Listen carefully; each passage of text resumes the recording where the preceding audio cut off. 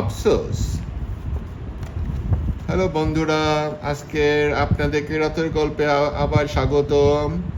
আমরা কয়দিন গ্যাপ করে আজকে গল্পটা শুরু করলাম। আশা করি আপনাদের আজকে গল্পটা ভালো লাগবে। গল্পের নাম হলো আফসোস। কাক মন খারাপ করে ভাবতে থাকে, ইস, আমার যদি কোকিলের মতো সুন্দর কণ্ঠ হতো, মন ভরে গাইতে পারতাম, তাহলে নিজের গলার সুরে নিজেই বিরক্ত হয়ে যাই। ওদিকে কোকিল মনে মনে ভাবে, আহা, আমি যদি ময়ূরের মতো হতাম, কি সুন্দর তার পেখমগুলো, দেখলেই মন জুড়িয়ে যায়। ময়ূর নদীর পাড়ে বসে বসে মাছের কথা চিন্তা করে। মাছেদের কত মজা, সারাদিন টলটলে পানির মধ্যে তারা সাঁতার কাটতে পারে।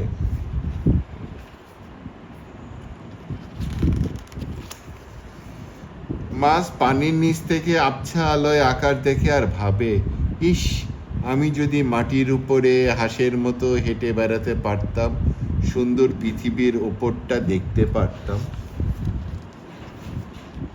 আর হাঁস ভাবে, আমি যদি ব্যাঙের মতো মাটি আর পানি দুটোতেই থাকতে পারতাম, কত মজা হতো তাহলে। এইভাবে ব্যাঙ ঘোড়ার মতো দৌড়াতে চায়। ঘোড়া আবার হাতির মতো বড় হতে চায়। হাতি চায় সিংহের মতো বনের রাজা হতে। আর সিংহ মশাই কাকের দিকে তাকিয়ে ভাবে, ইস, আমি যদি কাকের মতো উঠতে পারতাম।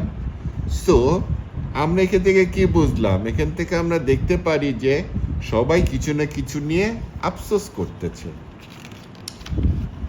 আসলে আল্লাহ আমাদের প্রত্যেককে ভালোবাসেন।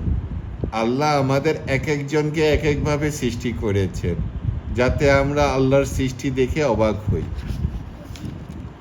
তাই অন্যের যা আছে তা নিয়ে আফসোস না করে নিজের যা আছে তার জন্যই আল্লাহকে ধন্যবাদ দেওয়া উচিত। ঠিক আছে?